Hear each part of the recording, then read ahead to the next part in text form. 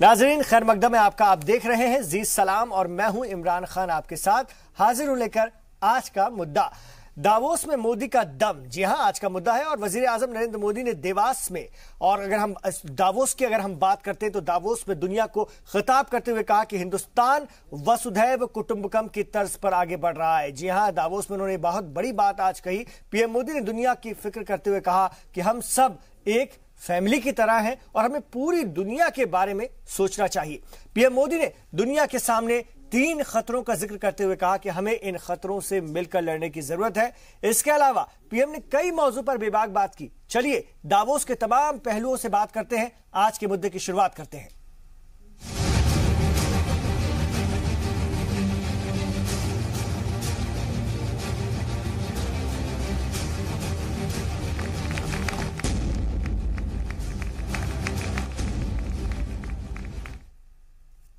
Davos में दिखा मोदी का दम।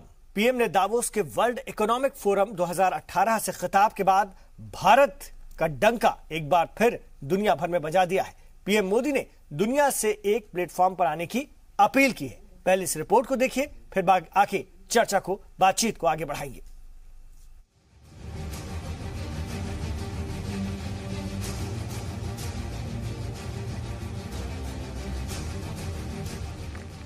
पूरी दुनिया में हिंदुस्तान की ताकत का डंका बजाने वाले वजीर आजम नरेंद्र मोदी ने दावोस के वर्ल्ड इकोनॉमिक फोरम 2018 में हिस्सा लिया।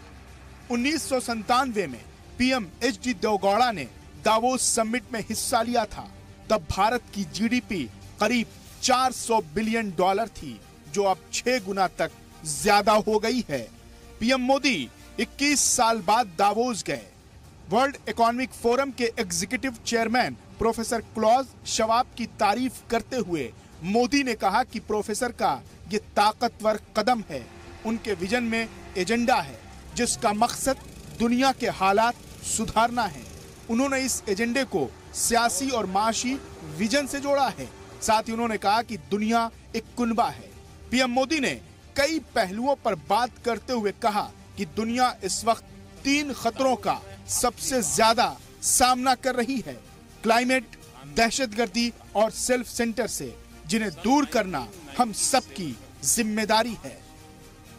अपने सुखों के लिए प्रकृति के शोषण तक पहुंच गए हैं। दूसरी बड़ी चुनौती है आतंकवाद। तीसरी चुनौती है,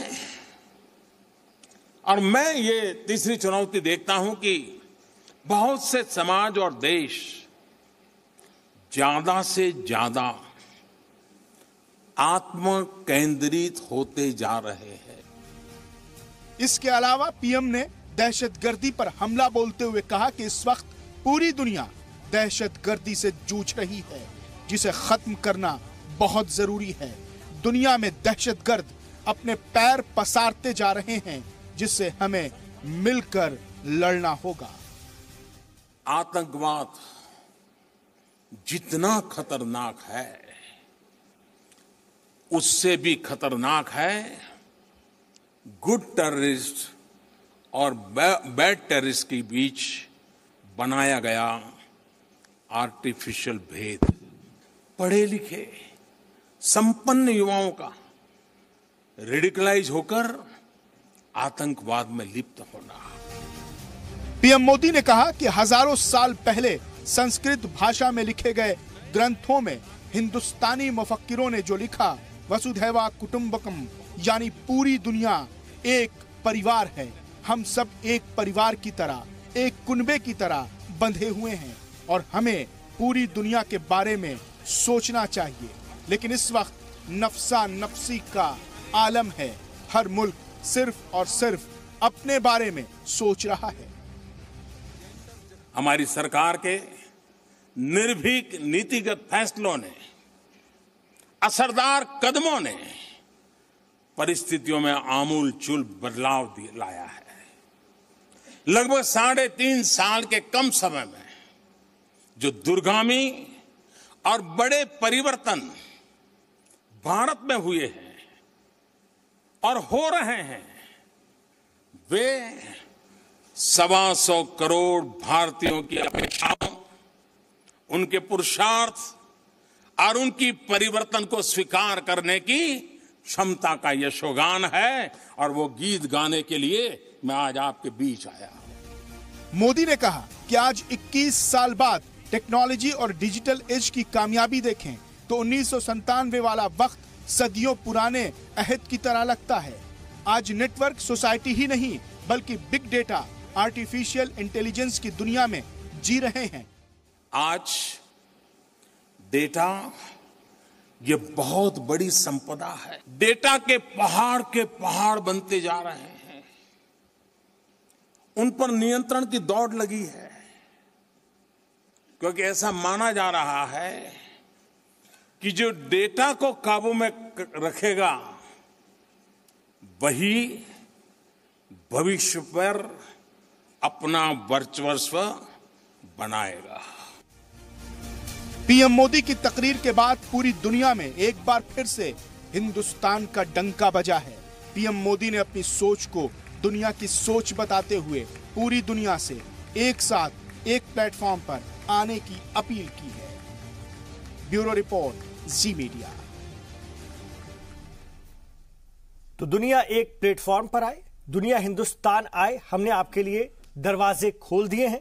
हमने रेड टेप हटा करके रेड कारपेट आपके लिए बिछा दिया। एक तरह से ग्लोबल मार्केटिंग आज वजीर आजम नरेंद्र मोदी ने हिंदुस्तान की है और दुनिया को हिंदुस्तान का दम दिखाया है, हिंदुस्तान की ताकत दिखाने की कोशिश की है।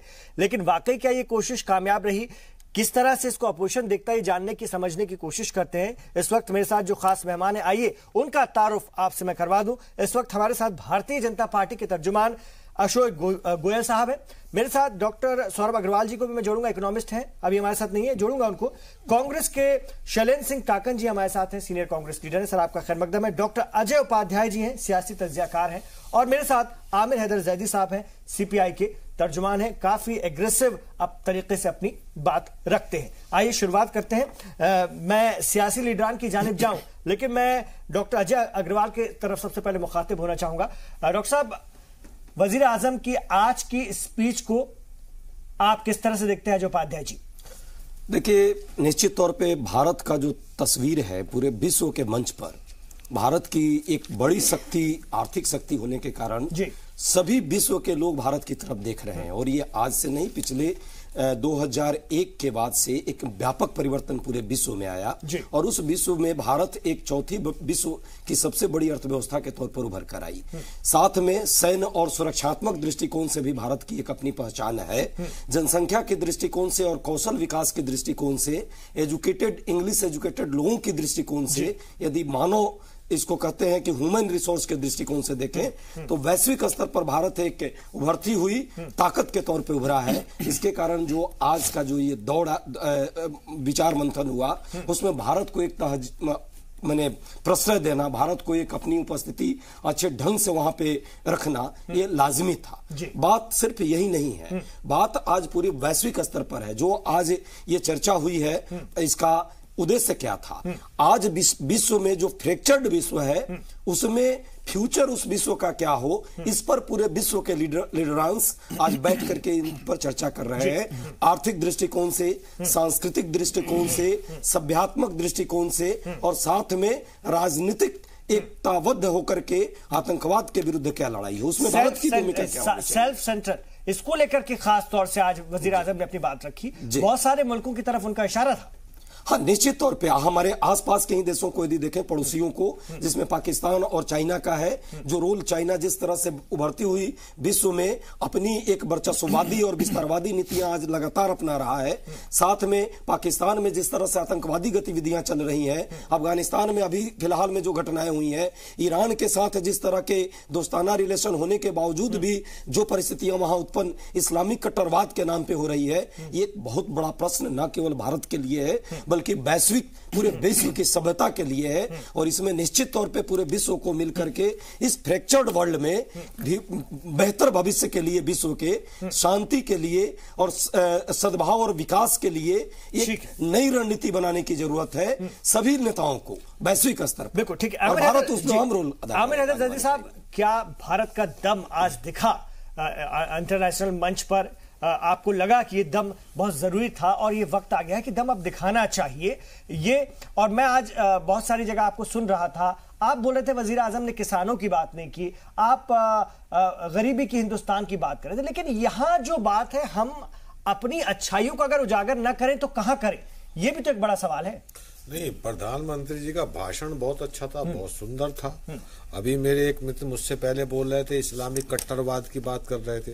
यकीनन इस्लामिक कट्टरवाद एक गलत चीज है, उसका मुकाबला कट्टरवाद से नहीं किया जा सकता।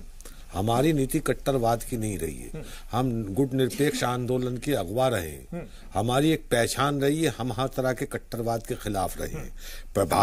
भारत के प्रधानमंत्री विश्व मंच से बोल रहे थे भारत कृषि प्रधान देश है, लेकिन कृषि का या किसानों का एकमात्र जिक्र उसमें नहीं करते हुए नजर आते हैं।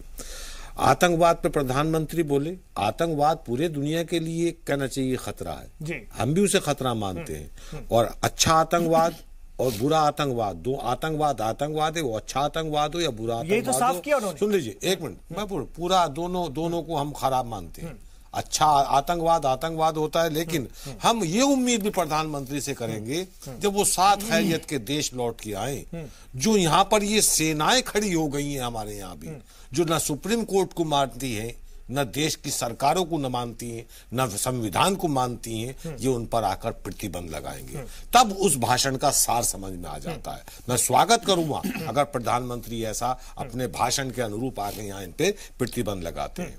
प्रधानमंत्री को यह भी देखना चाहिए था कि हिंदुस्तान के अंदर बेरोजगारों की फौज खड़ी होती चली जा रही है। पिछले 4 साल से केंद्र सरकार द्वारा जो रोजगार के, जॉब के कहना चाहिए एग्जाम लेते हैं, या राज्य सरकार के जो एग्जाम लेते हैं, उनमें से 2014 से लेके अब तक एक भी जॉब क्रिएट नहीं हुई, किसी को रोजगार नहीं दिया गया। एक काम जरूर हुआ है, बेरोजगारों से रोजगार के नाम पर फार्म भरवाए गए हैं, 500 रुपए की फीस ली गई है, और फिर अपरिहार्य कारणों से उनको पूरी वैकेंसियों को मतलब बेरोजगारी बड़ा मुद्दा है। अशोक गोयल जी, क्यों विपक्ष को, क्यों हिज़्ब इख्तिलाफ को मौका मिल जाता है आपको सवालों के घेरे में लेने का, खड़े करने का रोजगार के मसले पर? देखिए, पहली बात तो मैं ये बता दूं कि जो आज का आपका जो टाइटल है जी, मोदी का दम दावोस में, ये दावोस में मोदी का नहीं, ये भारत का दम है। ये देश के 125 करोड़ भारतवासियों का दम है। नहीं, जदी साहब इससे इत्तेफाक नहीं रख रहे हैं ना, वो कह रहे हैं हमारे मैं वही बहुत सारी दिक्कतें हैं, ये देखिए क्या है कि जो भारत में जो विपक्षी पार्टीज हैं, जिस तरह से 3.5 साल में मोदी जी के नेतृत्व में भारत ने काम किया है, पूरे विश्व के अंदर उसकी प्रशंसा हो रही है, पूरे विश्व के अंदर एक ब्राइट स्पॉट के रूप में भारत सामने आया है। 2013 में जो भारत फ्रेजाइल 5 यानी कि जो इकोनॉमी डूब रही थी, उसमें नाम था। जिस पार्टी को लगातार अपोजिशन को मौका मिल जाता है, नहीं, मैं उसी पे आ रहा हूं। मैं जिस पार्टी को ये लगातार सपोर्ट करते रहे डायरेक्टली और इनडायरेक्टली, जिसमें हमारी इकोनॉमी फ्रेजाइल 5 में थी, आज हिंदुस्तान की जो इकोनॉमी है, आईएमएफ ने आज भी कहा कि अगले वर्ष फास्टेस्ट ग्रोइंग इकोनॉमी होगी। पूरे भारत को लोग एक शक्ति के रूप में देख रहे हैं। रिपोर्ट ऐसी भी आ रही कि 1% पूंजीपति देश के 70% संसाधनों पर कब्जा जमा इमरान जी, पहले आपको जैसे इन्होंने रोजगार के बारे में बात की, मैं आपसे इनको हिंदुस्तान का जो विकास है वो नजर नहीं आ रहा। अभी प्रधानमंत्री जी ने एक इंटरव्यू में भी बताया कि ईपीएफ डिपार्टमेंट जो हमारा देश का होता है, उसमें 18 से जो 25 साल के युवक हैं, पिछले 1 वर्ष में 70 लाख उन लोगों के अकाउंट खुले। उनके अकाउंट खुलने का मतलब होता है कि उनको नौकरियां मिली और उनके एम्प्लॉयर्स ने उनके प्रति कंट्रीब्यूशन जमा कराया। नंबर 1। नंबर 2, मैं क्योंकि जैदी साहब ने प्रश्न उठाया है, आप ये देखिए हिंदुस्तान में जो सड़कें बन रही थी वो पहले से डबल बन रही है, जो रेल की पटरी बिछ रही थी वो पहले से डबल बिछ रही है, देश के अंदर जो इलेक्ट्रिफिकेशन है वो पहले से 3 गुना हो गया है। इस देश के अंदर जो विकास की गति है, तो ये जब इतना बड़ा विकास होता है तो इसमें नौकरियां नहीं मिलती, क्योंकि इस देश के अंदर सड़कें अच्छी बन रही है लेकिन किसान दुखी है, नहीं सड़कें अच्छी बन रही है लेकिन इंसान दुखी है। दूसरा, मैं आपको यही बताने की कोशिश कर रहा हूं, इस देश में कांग्रेस और सीपीआईएम जो इनकी सहयोगी पार्टियां रही है, इन्होंने हमेशा नौकरी के नाम पर एक सरकारी नौकरी का जो तगमा लोगों को देने की कोशिश की। भारतीय जनता पार्टी के सरकार ने रोजगार को सब रोजगार में बदला। देखिए आप ये जेदी साहब की स्टाइल है, क्योंकि जब भी फ्रस्ट्रेटेड होने लगते हैं तो बीच में बोलते हैं। मैं इनको बड़े ध्यान से सुन रहा था, इनके पास कोई लॉजिक नहीं बचता तो ये बहस करने की कोशिश करते हैं। मुझे इमरान जी एक सेकंड दीजिए, मैं सिर्फ रोजगार इन्होंने मुद्दा उठाया। मैं आपको बता रहा हूं कि पिछले 3.5 वर्षों में एनडीए सरकार ने 10 करोड़ लोगों को मुद्रा बैंक के द्वारा लोन दिया, जो कि 4 करोड़ लाख के करीब बराबर था। एक किसान 5 लाख का लोन लेता है, 4 लाख 35,000 लोन वापस कर देता है, 65,000 रुपए उस पर रह जाता है। उस किसान को ट्रैक्टर के सामने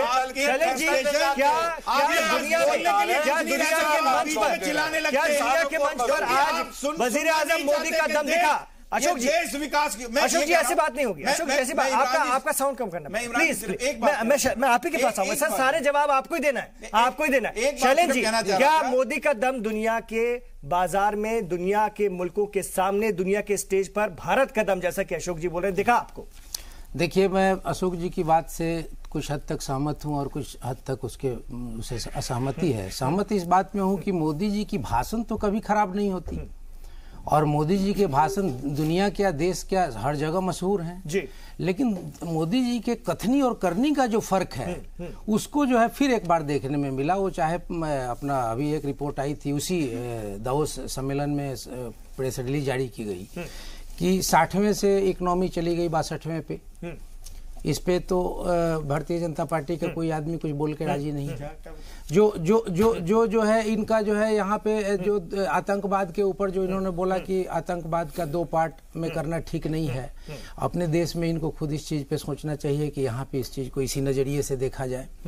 दूसरी बात यह है कि भारत को एक शक्ति, और ये जो अपने उपाध्याय साहब भी बोल रहे थे, थोड़ी सी मैं इससे डिफर करता हूँ। एक आपको है बस यहीं से, क्योंकि आप ये बात कर रहे हैं। देखिए, किसी भी मुल्क की इकोनॉमी और जो इकोनॉमिस्ट होते हैं वो एक पायदान पर कभी नहीं आते हैं। कोई कुछ कहता है, कोई कुछ कहता है, तो इसको ऐसे क्यों ना देखें? नहीं, अब इसमें सर मैं अभी जो अजय उपाध्याय साहब बोल रहे थे उनकी बात से थोड़ा सा मैं डिफर कर रहा हूं। उन्होंने बोला कि भारत एक बड़े इकोनॉमी के रूप में उभर रहा है, लेकिन ये सच नहीं है। भारत को जब से मोदी जी की सरकार आई है, भारत को बाजार बना डाला।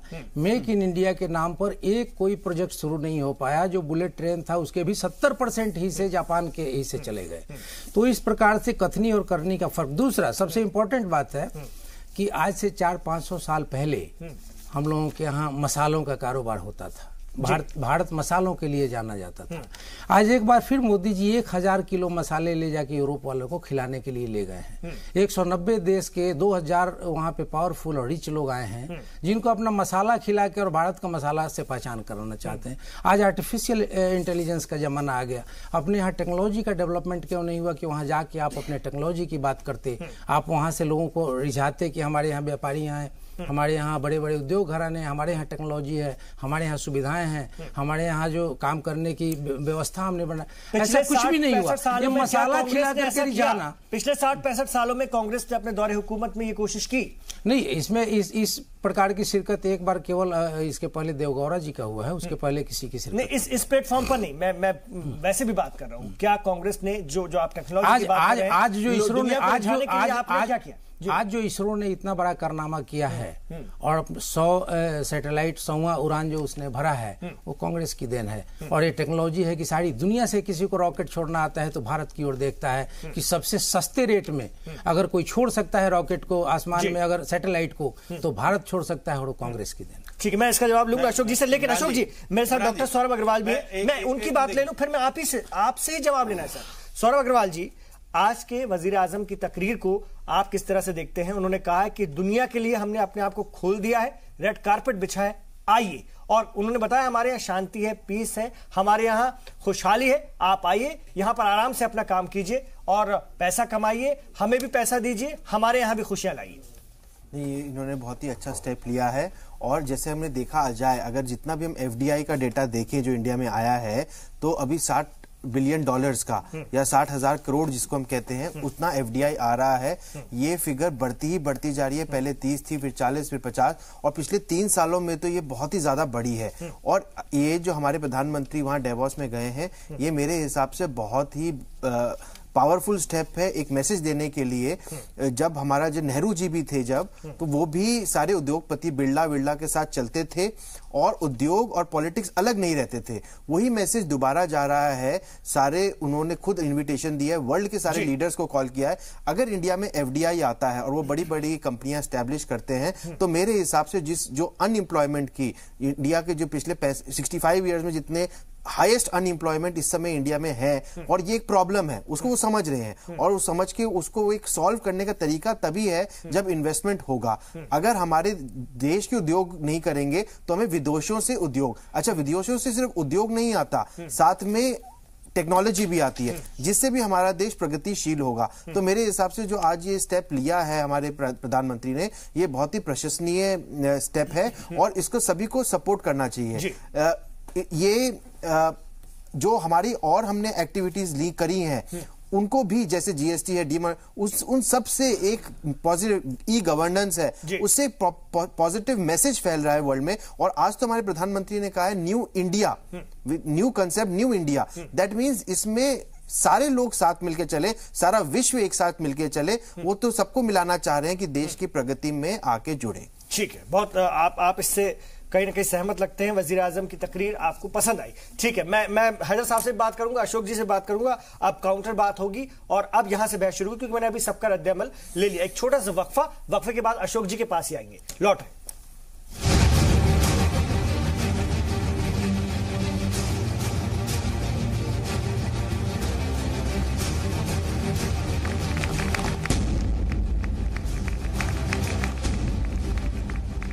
दावोस में आज वजीर आजम नरेंद्र मोदी की तारीखी स्पीच रही, उस पर हम बात कर रहे हैं। दावोस में मोदी का दम। आमिर हैदर जैदी साहब इससे इत्तेफाक नहीं रखते, हालांकि वो कुछ मामलों में कह रहे हैं कि ये अच्छी कोशिश है, लेकिन उनका कहना है कि हमारी घरेलू पोजीशन को हमें पहले और बेहतर करना चाहिए। मैं उन्हीं की तरफ जाता हूं, फिर अशोक जी के पास जाऊंगा।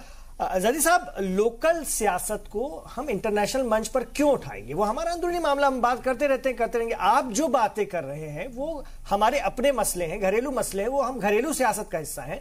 अंतर्राष्ट्रीय मंच पर हम जाते हैं तो कोई अपनी बुराई नहीं करता है, कोई अपनी जो है अपनी अंदरूनी दिक्कतों को वहां बयान नहीं करेगा।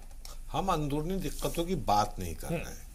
इससे हम नंबर एक तो ये है कि हम एक नेतृत्व की क्षमता रखते हैं, हमारा बड़ा मुल्क है। हमने पहले भी गुट निरपेक्ष आंदोलनों का नेतृत्व किया है। इससे पहले भी वहां पूंजीपतियों का जमावड़ा हुआ था और उन्होंने एक प्रस्ताव पास किया था कि जो 1% लोगों के पास 70% संसाधनों पर काबिज हैं, इसका विकेंद्रीकरण किया जाए। ये जो देश का अर्थव्यवस्था, जो दुनिया की अर्थव्यवस्था है, इसका विकेंद्रीकरण किया जाए। इसका फायदा मजदूरों को भी पहुंचना चाहिए। अगर प्रधानमंत्री पिछले बरस हुए वे सम्मेलन को यहां कोट कर देते कि हम 1 साल के बाद या 2 साल के बाद यहां फिर जमा हो रहे हैं और उसका अभी तक कुछ नहीं हुआ है, पूंजीपति और पूंजीपति होता जा रहा है और गरीब होता जा रहा है, पैसे का जो डिफरेंस है, आर्थिक जो डिफरेंस है, वो बढ़ता जा रहा है। अगर प्रधानमंत्री उसका भी जिक्र करते तो हम लगता कि हाँ हमारे देश का प्रधानमंत्री बोल रहे हैं। कृषि नीति का या कृषि व्यवस्था के ऊपर जो बोझ है और वो कृषि उत्पाद के ऊपर बात करते हैं, किसानों की समस्या की बात करते, तो हमें लगता कि हाँ बहुत अच्छा बात की जा रही है। वहां उस आप आईटी नहीं, जब वो चाइना की जानिब इशारा करते हैं तो आपको क्या बुरा लगता है क्या कि दूसरों की जमीन, हम दूसरों की इकोनॉमी को ग्रेप नहीं करते हैं, उसको कब्जा करने की या उसको हड़पने की कोशिश नहीं करते? वो आपको बात बुरी लगती है? देखिए, पूंजीपतियों ने खुद प्रस्ताव पास किया था जो आर्थिक तंत्र का या अर्थव्यवस्था का 1% लोग पूरी 70% या 80% अर्थव्यवस्था पे काबिज हैं, संसाधनों पे काबिज हैं। उन्होंने ये खुद स्वीकार किया था पहले सम्मेलन के अंदर कि अब इसका विकेंद्रीकरण किया जाए, इसे बांटा जाए गरीबों के अंदर। ऐसी योजनाएं बनाई जाए ताकि गरीबों का भला हो। ये किसान जो आत्महत्या करने पर मजबूर है या गरीब जो सर्दियों में राजधानी में ठिठर के मर जाता है, उसके पास एक कंबल नहीं होता है, ये उसके लिए प्रस्ताव वहां पास हुआ था। अगर उसे उजागर करते तो लगता कि हाँ कोई लीडर बोल रहा है। भाषण तो हर कोई दे सकता है, लेकिन भाषण के अंदर तथ्य वो होनी चाहिए, इतिहास पे भी नजर होनी चाहिए और भविष्य पे भी पैनी नजर होनी चाहिए। चाहिए, वो नजर अशोक जी, आनी भाषण चाहिए। तो कोई भी दे सकता है, लेकिन तथ्य नहीं थे। देखिए इमरान जी, पहली बात तो मैं ये बताऊं कि आज का जो मोदी जी का जो भाषण था, ये एक बिल्कुल एक विश्व के एक लीडर की तरह भाषण था, जिसमें उन्होंने एक भारत के बारे में बताया कि नहीं, भारत तो वो नहीं मान रहे हैं ना, वो कह रहे हैं अपना घर। कांग्रेस का भी कहना है, पहले इमरान जी, यहाँ की कुछ दिक्कत है इमरान जी, उसको ठीक करके आप बोलते तो ज्यादा अच्छा वही कह रहा हूं इमरान जी, एक बात देखिए, उन्होंने भारत के बारे में बताया कि 1997 का भारत और 2000 का भारत एक बहुत ही मजबूत भारत है, उसकी जीडीपी 6 गुना बढ़ गई है, उसकी जो IMF है वो बता रहे कि विश्व में सबसे बड़ी शक्ति 97 सिर्फ टेक्नोलॉजी और IT सेक्टर की बात की। नहीं, उन्होंने बताया 97 में क्या डाटा थे आपके पास?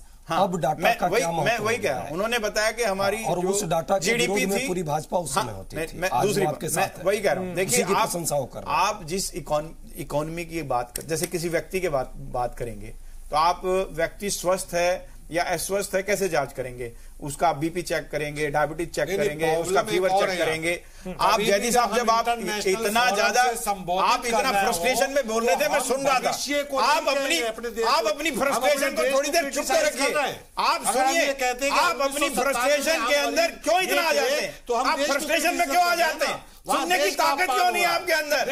आप इसलिए पूरे देश में सिमटते जा रहे हैं, पूरे विश्व में सिमटते जा रहे हैं। सुनने की ताकत नहीं है आपके अंदर। बोलना आप बोलकर भागना चाहते हैं, सुनने की ताकत नहीं है आपके अंदर। विश्व शक्ति हो गए हैं आप ये देखिए, आप इनकी हालत देखिए। इमरान जी, आप ये इस तरह से डिबेट नहीं होती कि पहले इन्होंने जो बोलना चाहा वो बोल लिया, अब सुनने की बजाय फ्रस्ट्रेशन में आकर जवाब नहीं सुनना चाहते। ये इनकी सबसे बड़ी प्रॉब्लम है। देखिए आज ये नहीं पता आप जयदी साहब सुनिए तो सही, ये इन लोगों की ये हुआ था, ये हालत है इनकी।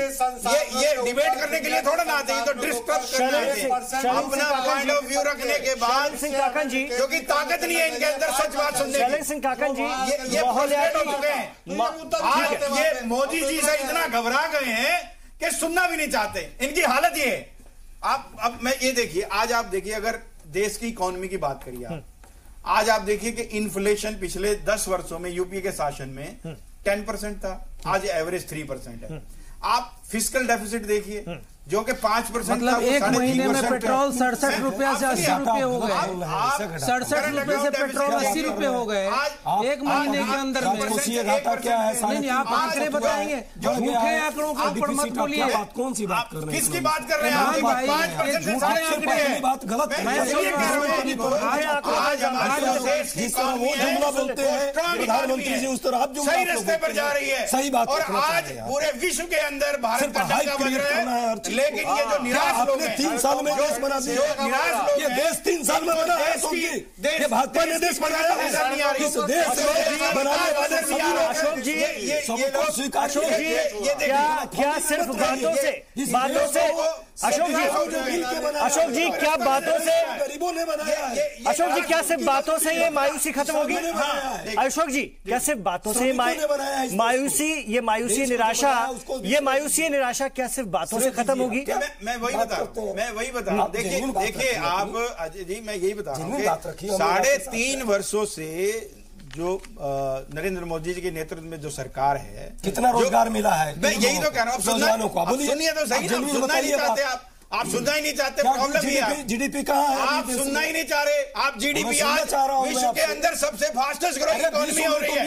आज जीडीपी की बात कर रहे हैं, विश्व में आर्थिक मंदी है। तो तभी आप देखिए आज सबसे तेज गति से भारत की इकोनॉमी बढ़ रही है। इस भारत के श्रमिकों के कारण आपको समझ नहीं आ रहा है, क्षेत्र में आपको नजर ही नहीं आ रहा कि जीडीपी कहाँ जा रही है। कुछ नहीं दे पा रही है। देखिए आप सरकार क्या दे रही है? सुनना नहीं चाहते। रोजगार सबसे बड़ी प्रॉब्लम ये है, रोजगार क्या ये सिर्फ डिस्ट्रप्शन पैदा करना। आप सुनिए तो सही ना, आप बीच में सुनना चाहते हैं। अशोक जी बहुत कम लफ्ज़। मैं वही कह रहा हूँ। देखिए मैंने आपको रोजगार के बारे में बताया कि अभी जो आंकड़े रिलीज हुए, ईपीएफ डिपार्टमेंट ने बताया कि पिछले 1 वर्ष में 18 से 25 साल के जो युवक हैं, 70 लाख लोगों ने अपने अकाउंट खुलवाए। उस अकाउंट खुलवाने का मतलब है कि उनको नौकरियां मिली और उनके एम्प्लॉयर्स ने कंट्रीब्यूशन जमा किया। आप बात पहले कह चुके हैं। नहीं, ये बार-बार रोजगार पे आंकड़े उठा रहे, इसलिए मैंने बताया। वही तो पूछा, दूसरा 70,000 की बात कर रहे हैं ना आप? 70 लाख की बात कर रहा हूं मैं। 70 लाख लोगों ने ईपीएफ अकाउंट 70 लाख लोगों ने, ये आपने मान लिया कि उनको एकदम नौकरी मिली है और उन्हें किस तरह की नौकरी मिली है? ईपीएफ अकाउंट खोलने का मतलब यही होता है, अगर आपको जानकारी नहीं है जी, नौकरी का स्तर बताइए ना। ये ईपीएफ डिपार्टमेंट से आप लीजिए, उनको नौकरियां मिली इसलिए तो उनके ईपीएफ अकाउंट खुले और 2 करोड़ की बात हर साल आपने, मैं यही तो कर, आप सुन तो लीजिए, करोड़ आप सुनना क्यों नहीं चाहते? 8 करोड़ होना चाहिए। आप अगर नेगेटिव माइंडसेट चाहे तो सुनिए, तो सुनिए। ठीक है, एक मिनट अशोक जी देखिए, मेरी बात पूरी करने दीजिए। दूसरी मैं आपको बता रहा हूं, इस देश के अंदर जो एम्प्लॉयमेंट है 10% फॉर्मल सेक्टर होता है, 90% इनफॉर्मल सेक्टर होता है। 93% है, फिर 90%, 93%, 49 करोड़ लोग हैं इनफॉर्मल सेक्टर में। या तो आप डिस्टर्ब करना चाहते हैं, गलत डाटा नहीं, वो आपको काउंटर कर रहे हैं, आपको काउंटर कर रहे हैं, वो डिस्टर्ब नहीं कर रहे, आपको काउंटर कर रहे हैं। सुनिए तो सही, 93% है। आप जो मैं डाटा दे रहा हूं, मैं जो डाटा में दे रहा हूं, आपको गलत लगेगा तो आप रिप्लाई करिएगा, लेकिन आप बोलना मैं क्यों डिस्टर्ब करना चाहते हैं? क्योंकि इनकी परेशानी ये है, गलत डाटा इनकी परेशानी है, जो सच बोलता है उसकी, अपनी बात रखिए। जो सच बोले उससे भाजपा को परेशानी होती है। अशोक जी, आप लोग झूठे आंकड़े पेश करते हैं, अजय जी ने सबसे पहले फर्जी सवाल पेश करके देश को बरगलाते हैं, और जब सच्चाई बोली जाती है तो आप लोगों को गलत लगता है। यूनियन में कांग्रेस और ये सब एक साथ लग जाते हैं, सुनना नहीं चाहते। इनकी समस्या ये है, आपका झूठ कैसे सुन सकते हैं? आपका झूठ नहीं सुनने आए हैं, देश को सच्चाई जानने का हक है, और इस सम्मानित चैनल के माध्यम से सच्चाई बताइए। अशोक जी, एक दिक्कत है आपके साथ, शैलेंद्र जी, अशोक जी, एक दिक्कत आपके साथ है कि जब आपको आईना दिखाया जाता है तो फिर आपको लगता है कि जो है सब गलत है, और जब आपको आईना दिखाया जाता है तो हम किसी और देश की समस्या की बात नहीं कर रहे हैं, अपने ही देश की समस्या की बात कर रहे हैं। इमरान जी, देखिए एक डिबेट का असूल है, अगर मैं बात रख रहा हूं अपनी और गलत डाटा दे रहा हूं तो मेरे बात ये बता सकते हैं कि आपने गलत डाटा दिया है, लेकिन मेरे बीच में बोलकर अपनी फ्रस्ट्रेशन निकालना, मैं शैलेंद्र जी, मैं यही कह रहा हूं। देखिए, आप अगर ये गलत स्टाइल है, देखिए जब इन्होंने रोजगार के बारे में बात की, मैं वही बता रहा था आपको, इस देश के अंदर 10% फॉर्मल सेक्टर है, 90% इनफॉर्मल सेक्टर है। इसके बारे में इनको गलत, अगर सही जानकारी है वो दे देंगे, बीच में डिस्टर्ब ना करें। दूसरी बात मैं कह रहा हूं, आज इस देश के अंदर मैंने कहा 70 लाख एक साल के अंदर ईपीएफ अकाउंट खुले। दूसरी मैंने आपको बताया कि इस देश के अंदर जो पर डे जो रोड बन रही थी वो 5 किलोमीटर पर डे बन रही थी, आज 30 किलोमीटर हो गई है। आज जो रेलवे की जो पटरी थी वो पहले से डबल बन रही है। इलेक्ट्रिफिकेशन, तो इन क्षेत्रों में ये काम कैसे हो रहा है? क्योंकि नौकरियां बढ़ रही है, तभी तो काम होगा। दूसरी बात, मैंने एक और बात बताई आपको, मुद्रा बैंक के द्वारा इस 3.5 साल के अंदर इस एनडीए सरकार ने 10 करोड़ लोगों को लोन दिया, और उस 10 करोड़ में सबसे इंपॉर्टेंट बात यह है कि 3 करोड़ लोग ऐसे थे जिनको पहली बार लोन मिला। तो उन 3 करोड़ लोगों को, किसी को 50,000 मिला, किसी को 1 लाख मिला, किसी को 2 लाख मिला। उन्होंने, किसी ने रेडी लगाई, किसी ने पटरी लगाई, किसी ने सैलून बनाया। उन लोगों ने रोजगार के साथ, मतलब सब रोजगार, एक किसी उनको तो काम मिला ही मिला, किसी और को भी नौकरी दी। ठीक है, तो आज जो जॉब सीकर थे वो जॉब गिवर बन गए। ठीक है, मैं समझ गया, मतलब सरकार की उपलब्धि है, बड़ी उपलब्धि। ठीक है, आप ये कहना चाह रहे हैं शैलेंद्र सिंह जी, शैलेंद्र सिंह काकन जी, अशोक जी बार बार ये बात करें, आप नेगेटिव माइंडसेट के साथ सोचते हैं, इसलिए आपको यहां पर अंधेरा ही अंधेरा दिखता है, और आप उनकी बात को कुछ काउंटर करना चाह रहे थे, जो वो आंकड़े दे रहे हैं और जो नौकरियों की बात कर रहे थे, क्योंकि वजीर आजम ने आज बड़ी बातें कही इस सिमत में, और उन्होंने साफ तौर पर कहा कि, और मैं फिर खासतौर से उस तरफ भी आ रहा हूं, माहौलियाती तब्दीली, क्लाइमेट चेंज को लेकर भी बड़ी बड़ी बातें की। क्या आप इस बात से भी इत्तेफाक रखेंगे? इमरान भाई, आपको सबसे पहले बताना चाहता हूं मैं कि पूरे प्रधानमंत्री के भाषण को मैंने सुना था। भाषण में याचना अधिक थी। भारतवर्ष का कोई भी ऐसा आप महत्वपूर्ण पॉइंट जिसमें आप मजबूत हैं, जिसकी वजह से कोई आपके यहाँ आए, अशोक जी अब सुनने का धैर्य रखिए, अशोक जी सुनिए, भारतवर्ष का कोई ऐसा पिन पॉइंट जिसके ऊपर लोग आकर्षित हों, आड़ा करके यहाँ इन्वेस्टमेंट करें, वो उनके भाषण में नहीं था। याचना थी कि आप लोग कृपा करें, किसी वजह से हमारे यहाँ एक। दूसरी बात, जो उनका एक पिन पॉइंट हो सकता था कि हमारे यहाँ, वो था हमारी जनसंख्या, जिसमें भारतीय जनता पार्टी का कोई योगदान नहीं है। वो ऑलरेडी हमारा नेचुरली हमारा जनसंख्या ज्यादा है और पूरी दुनिया उम्मीद की नजर से देखती है। तो 2 बातें यहाँ थी। तीसरी बात, जो भारतीय जनता पार्टी के लीडर्स हरदम ये समझते हैं कि ये देश जो है आज 70 सालों से गरीबों, मजदूरों, किसानों, सेना और श्रमिकों के मदद से बनी, वो इनके भाषण का केंद्र बिंदु होता है 3.5 साल का मोदी शासन। वो भी झलक रहा था उसमें, क्योंकि 97 के साथ कंपैरिजन करना 2014-18 को, वो तो कह रहे थे हमने 3 साल में क्लाइमेट चेंज के लिए भी बड़े बड़े कदम उठाए। मैं 3 साल में ही इन्होंने उठाए। जो कुछ भी देश में हुआ है वो 3 साल में हुआ है। यही इनकी जो है संकुचित मानसिकता को प्रदर्शित कर रहा है। एक भारतवर्ष का प्रधानमंत्री विदेश में भी जाके संकुचित मानसिकता से बात करता है, ये हमारे लिए शर्मनाक है। मैं लौटा अशोक जी, एक और वक्फे का इशारा हो रहा है। मैं आप ही के पास आऊंगा सर, आपके पास आऊंगा, फिर मुझे डॉक्टर अजय उपाध्याय और डॉक्टर सौरभ अग्रवाल जी के पास भी जाना है। उनसे और जानने समझने की कोशिश करेंगे कि इस बहस को वो कैसे देखते हैं। ये सियासी बहस है या वाकई आपने जैसे शुरू में भी कहा था अजय, डॉक्टर सौरभ अग्रवाल जी ने, कि इसमें बहुत कुछ निकल कर आ रहा है, लेकिन सियासी जो लीडरान है वो आपने खुद बताया कि आंकड़ों पे वो खेल रहे हैं और उसमें किसी के आंकड़े सही हो रहे हैं, किसी के गलत आ रहे हैं, और सबके आंकड़े अपने अपने हैं। उस पर भी मैं आपसे बात करूंगा एक छोटे से वक्फे के बाद।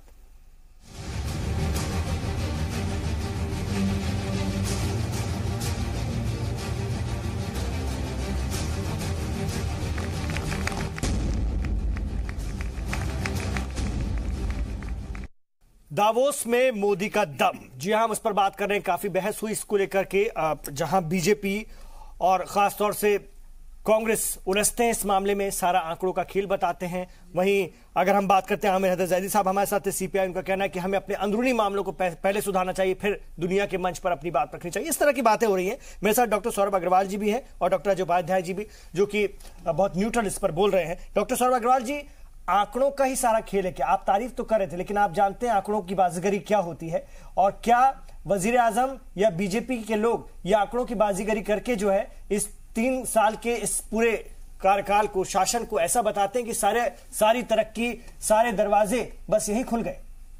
नहीं, देखिए, आंकड़े इसमें बीजेपी का एक बहुत बड़ा इन्होंने एफर्ट किया है। इसको आधार को, जो आधार लेके आए हैं, उससे क्या हुआ कि कलेक्शन ऑफ डेटा हो रहा है, और वो कलेक्शन ऑफ डेटा इतना ऑथेंटिक और इतना ज्यादा है कि ये कोई भी बात आती है उसके अंदर इतने बड़े बड़े आंकड़े दे देते हैं, चाहे वो जीडीपी का फिगर है। देखिए, पांच बार मनमोहन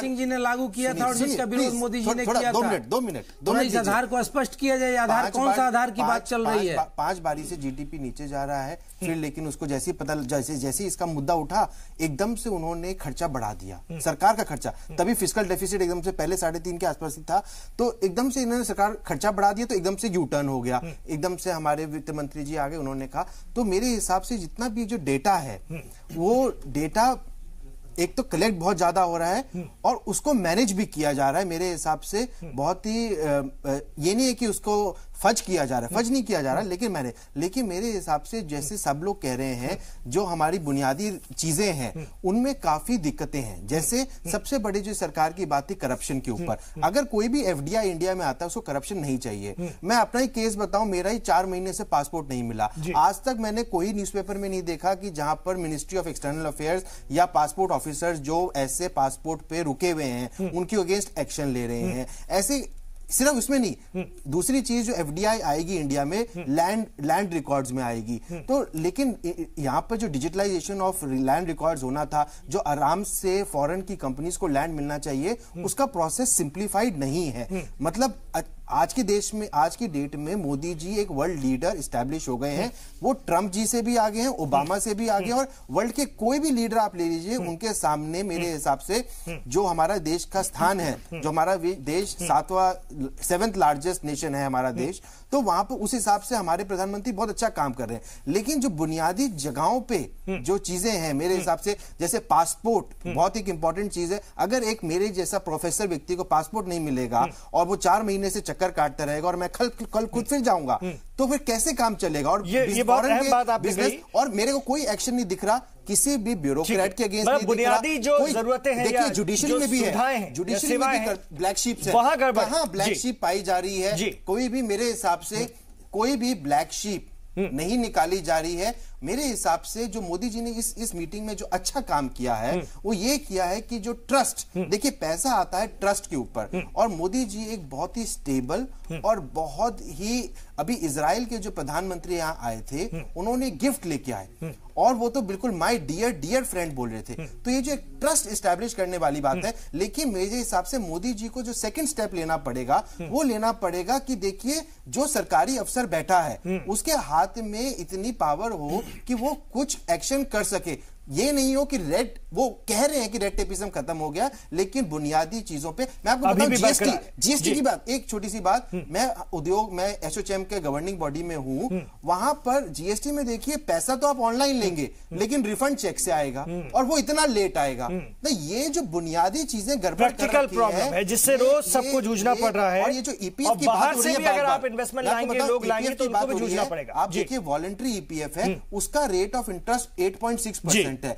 इतना ज्यादा इंटरेस्ट मिलेगा तो लोग कहेंगे भैया और पैसा कहीं और रखो ही मत, यही पैसा रखो। काकन जी, कांग्रेस या दूसरे अपोजिशन, मैं लौट रहा हूं सर आपके पास, दूसरी अपोजिशन जमातें इस बात को क्यों नहीं उठाती हैं? और जब उठाती भी हैं जिस तरीके से उठाती हैं तो बीजेपी इस मामले में तो फिर इसका मतलब माहिर है कि वो आपको इस तरह से कर देती कि आप देश की छवि पर सवाल उठा रहे हैं और कहीं ना कहीं पब्लिक में ये इमेज बनती है कि मोदी जी के या सरकार के काम जो अच्छे हो रहे हैं, जो इमेज बन रही है उसके खिलाफ कांग्रेस बोलती है अपनी सियासत के लिए। आप ये बुनियादी जो बातें कर रहे हैं उसको नहीं उठा पा रहे हैं ठीक तरह से, हमें समझ में आता है। देखिए मोदी जी के साथ और भारतीय जनता पार्टी के साथ एक जो सबसे बड़ा प्रॉब्लम है, जैसे हम बात करते हैं कि इंटरनल कोई भी आतंकवाद को लेकर के और इसको अलग भागों में न बांटा जाए तो ये तुरंत उसे हिंदू मुस्लिम में बांटते हैं। ये तुरंत बोलते हैं कि ये हिंदुओं के खिलाफ कांग्रेस बोल रही है और हिंदू ये बात बोल करके हिंदुओं को ठगने का आपकी कमजोरी हुई ना, हिंदुओं को ठगने का काम करते। दूसरी बात हुई ना, अगर एक बार झूठ बोल करके चले गए कि 100 दिन में मैं काला धन नहीं लाया तो चौक पे हमें फांसी चढ़ा देना। 100 दिन के बाद लोग इन्हें ढूंढ रहे थे चौक पे,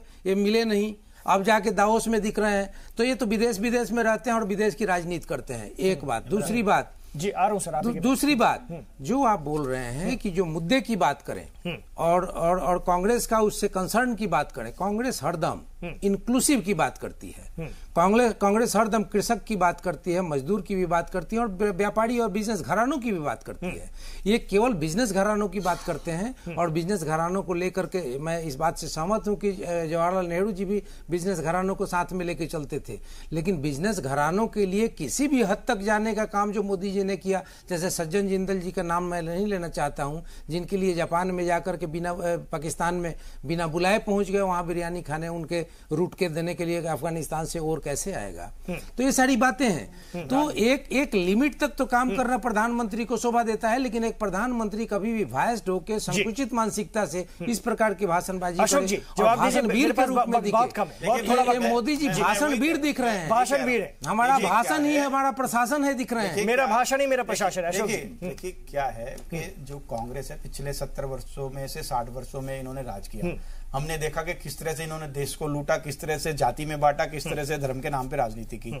आज भारतीय जनता पार्टी, इन्होंने कहा कि मोदी जी याचना कर रहे थे, बहुत कम वक्त है मैं वही कह रहा हूं। आज मोदी जी ने जिस तरह से पूरे विश्व के सामने भारत का दर्शन रखा, उन्होंने बताया कि भारत एक दमदार देश है। क्लाइमेट चेंज की बात जो की, आज विश्व में सबसे बढ़ती हुई जीडीपी है, देश की रेटिंग बढ़ गई है, देश की रैंकिंग बढ़ गई है, ईज ऑफ डूइंग बिजनेस हुआ है। क्या हुआ? अभी सौरभ अग्रवाल जी की बात का जवाब आप नहीं दिए। एक प्रोफेसर के सुनिए, एक प्रोफेसर को अपना पासपोर्ट बनाने के लिए 4 महीने चक्कर लगाना पड़ता है और यही आपकी बिजनेस है। प्रधानमंत्री जी के भाषण की नहीं, एक प्रोफेसर, एक इंटेलेक्चुअल अगर अपने पासपोर्ट के लिए 4 महीने चक्कर लगा रहा है भूल गई है और अपनी जीएसटी का रिटर्न तो आप ऑनलाइन लेना चाहते हैं, लेकिन फंड को जवाब नहीं। फाइनल हो गया, ठीक है आधार कार्ड अशोक जी ठीक है, शैलेंद्र जी ठीक है, अजय जी आपका फाइनल रद्द जी हितों के खिलाफ काम अशोक जी अब सुन लीजिए, अशोक जी सुन लीजिए, फाइनल वक्त की कमी। अशोक जी आपने अपनी बात रखी, शुरू कर दिया। अरे भाई शैलेंद्र जी सुन लीजिए, खत्म कर दिए। देखिए आज कांग्रेस की जो दूसरे को बड़ी नैतिकता, अजय जी दूसरे को नैतिकता सिखा रहे थे। अशोक जी, अरे दूसरे को नैतिकता, अशोक जी फिर मुझे प्रोग्राम खत्म करना पड़ेगा, आप कुछ अच्छी बात हो रही है, जरा चुप तो रहिए आप। तो देश खुशहाल अशोक जी आप ठीक है, चुप रहिए, बहुत हो गया। अजय जी वक्त नहीं है, अशोक जी वक्त नहीं है, अजय जी आप बोलिए।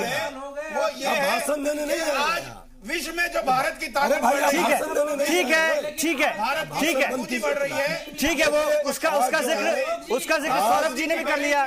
जी बोलिए। आज जो है वैश्विक अशोक जी आपकी आवाज नहीं जा रही है, समय खत्म हो रहा है, टाइम खत्म हो रहा है सर, आप बोलिए सर। पूरे देश में है आर्थिक परिस्थितियां कैसे लोगों को बुला। अशोक जी मुझे प्रोग्राम खत्म करना पड़ेगा, मुझे प्रोग्राम खत्म करना पड़ेगा, इशारा मिला। बहुत शुक्रिया आप तमाम मेहमानों का। बहुत गर्मा गर्म बहस हुई, लेकिन बहुत खास बातें यहाँ पर निकली। बहुत बहुत शुक्रिया। और वजीर आजम नरेंद्र मोदी की इस स्पीच को लेकर तरह तरह की कयास आ रही है, तरह तरह की राय रखी जाएंगी और अभी भी हमारे स्टूडियो में बातचीत और बहस जारी। बहुत बहुत शुक्रिया इस प्रोग्राम में शामिल होने के लिए मेहमानों को और इस प्रोग्राम से जुड़े नाज़रीन का।